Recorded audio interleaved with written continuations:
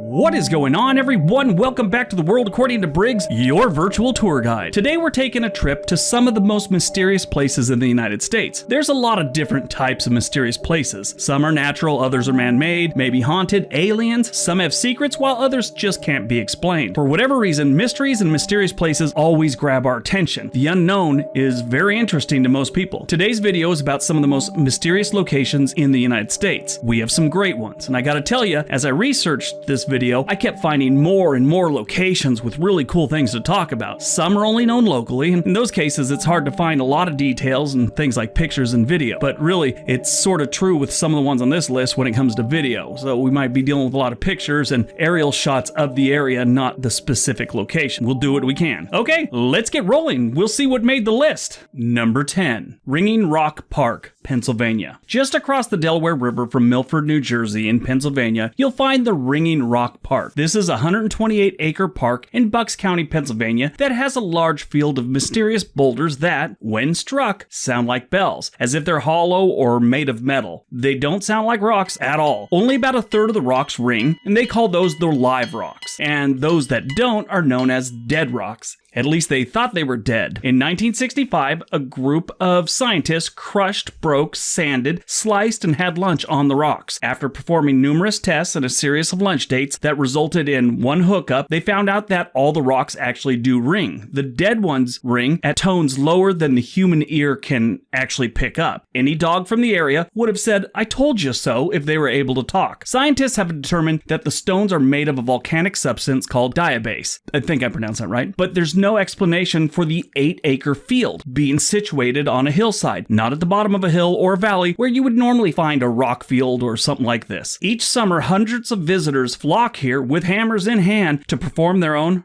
rock concert. Yes! Comedy gold!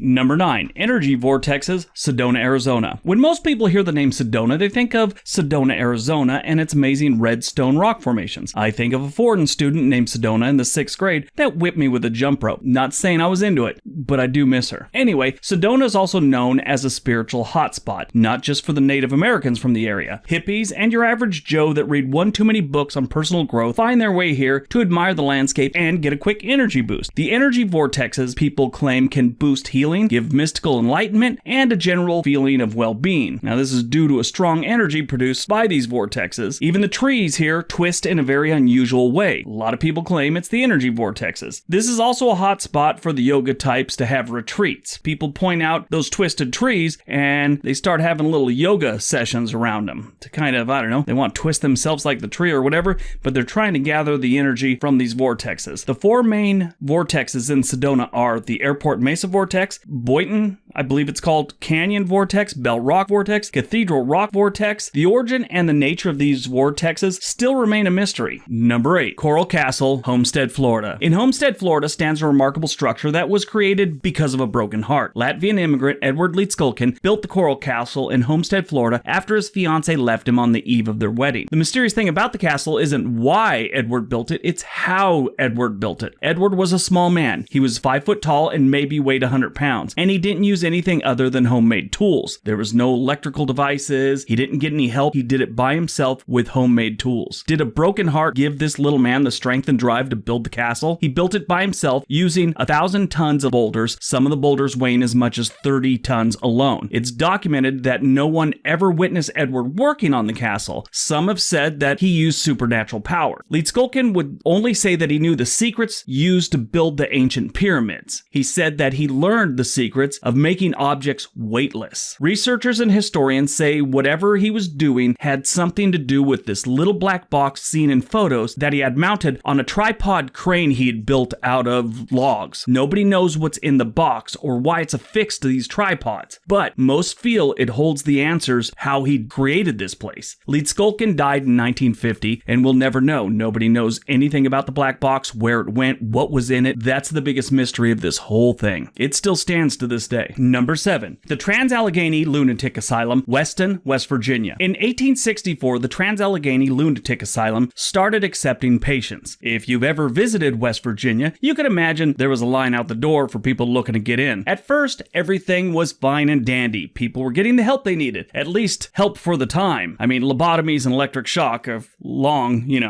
been deemed unnecessary, but hey, it was cutting edge back then. As the years went on, it started getting more and more patients that far exceeded what it was originally designed for. By the 1950s, the facility that was designed to hold 250 patients had 2,400 patients. That is about the time it really hit the fan. The asylum became something out of a horror movie. No heat in the winters, sweltering summers, people sleeping on the floors and in storage rooms, unexplained disappearances, caging, and severe mistreatment of some of the patients. At some point, attacks on the staff became the norm, and patients started making fires in an attempt to burn the place down. And get this, in true West Virginia fashion, it wasn't shut down until 1994. Yeah, so we're talking from 1950 to 1994, this thing was a total nightmare, and they kept it open. But it's believed that it's still inhabited by the souls of the patients. If you want to check it out yourself, take a ghost tour of the facilities. Yeah, they have those. Number 6. Skinwalker Ranch, Utah. The name Skinwalker Ranch can warn you of two different things: supernatural hoodoo voodoo weirdness, or a nudist colony filled with retirees. If you're like me, you're probably struggling with deciding which one is scarier. Luckily for us, this is the supernatural type, and we can press on. Supernatural and mysterious activities have been reported at the Skinwalker Ranch in Utah for many years. Visitors to the 480-acre compound have reported seeing shape-shifting creatures and hearing loud underground noises, along with the occasional floating orb of death. Now, I added the death part for dramatic effect, just so you know. According to Native American lore, the site is full of evil spirits and dark spiritual energy. The ranch has been nicknamed the UFO Ranch because of its 50-year history of odd events that are said to have had taken place there. But that 50-year thing is what's documented. There are many stories and legends about early settlers and the Ute people from the nearby reservation experiencing strange events in the area. All in all,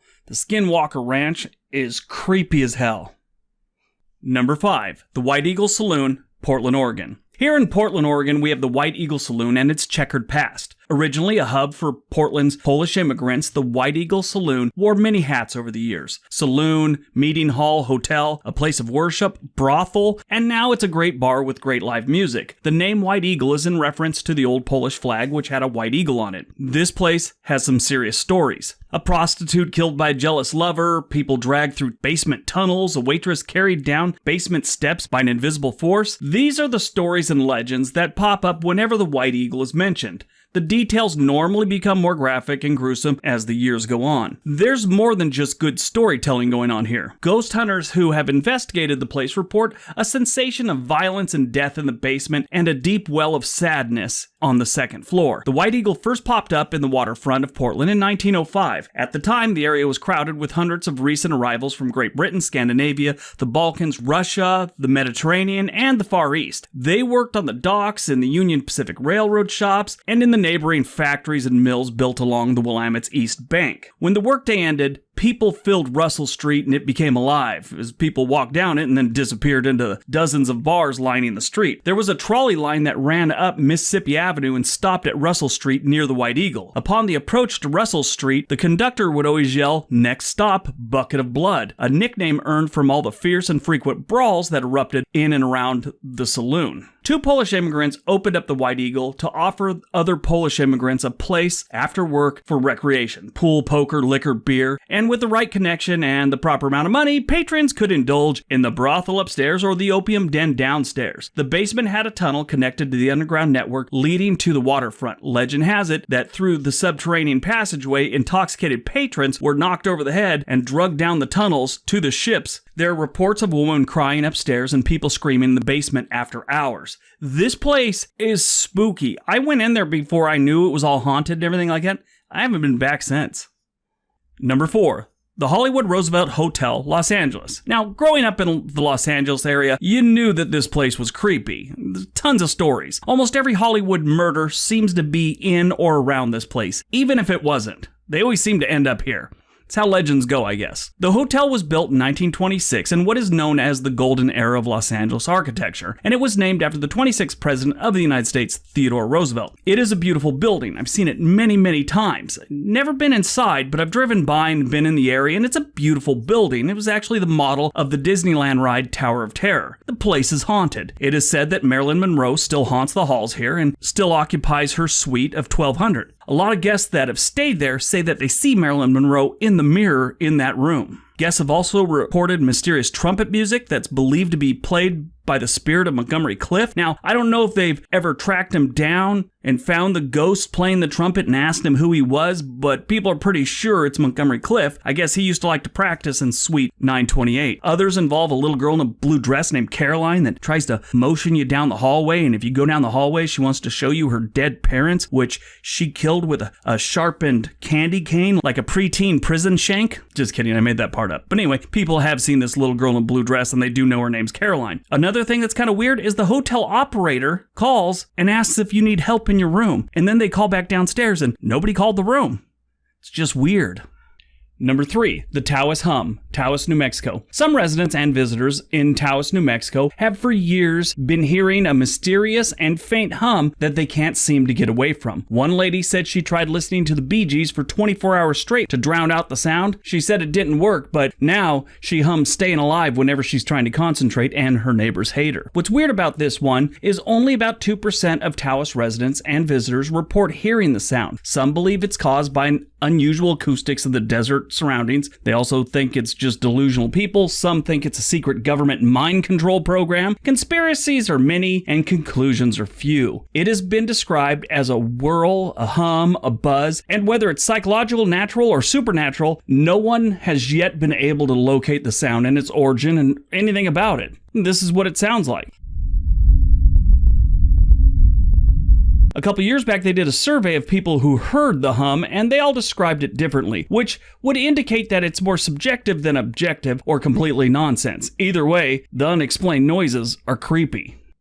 Number 2, the East Bay Walls, Northern California. Up in the East Bay Hills near San Francisco, there's a series of rock walls that have fascinated people for well over 100 years. The East Bay Walls are also known as the Berkeley Walls, in case you do some research and think you're looking at two different things. You're not. They are strange and a total mystery. Nobody knows who built them, why they built them, or what purpose did they serve. They're a meter high and a meter wide in places. The walls are anywhere from a few meters to over a mile long. Some rocks are the size of a basketball, while others are large boulders weighing more than a ton. Parts of the wall look like they were just thrown together, while other parts look like they were carefully constructed. The age of the walls is unknown, but it appears to experts that they were put in place anywhere from 150 to 500 years ago. That's a big difference. So much about these walls is mystery, and it's up for debate. One thing you learn once you start digging into these walls is they have fascinated people for a very long time. The Oakland Tribune had a story about the walls on October 15th of 1916, where they mentioned people have been guessing and investigating these walls for many years. No actual date there.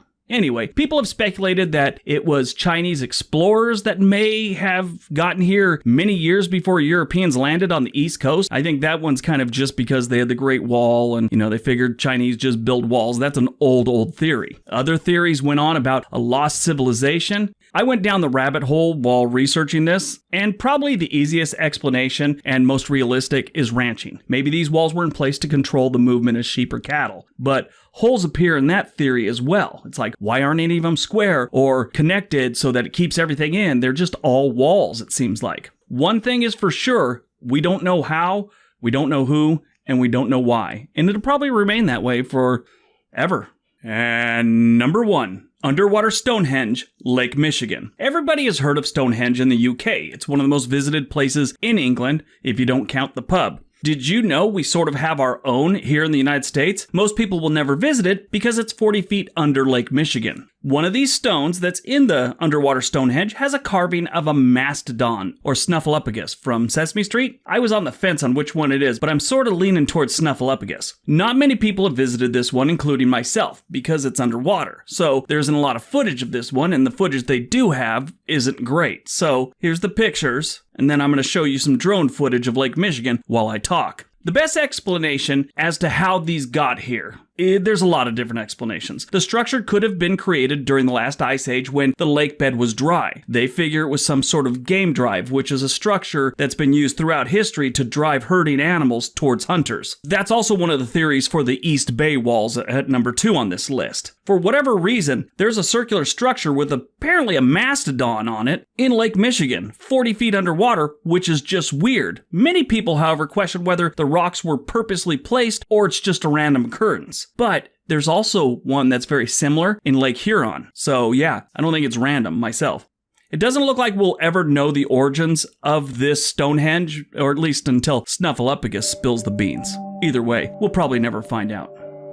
Alright, so that is our list. I hope you guys enjoyed it. Hope you got some information out of it. Don't forget all the links below. Share my videos with your friends on your Facebook, your Twitter, your Instagram, whatever you want to do.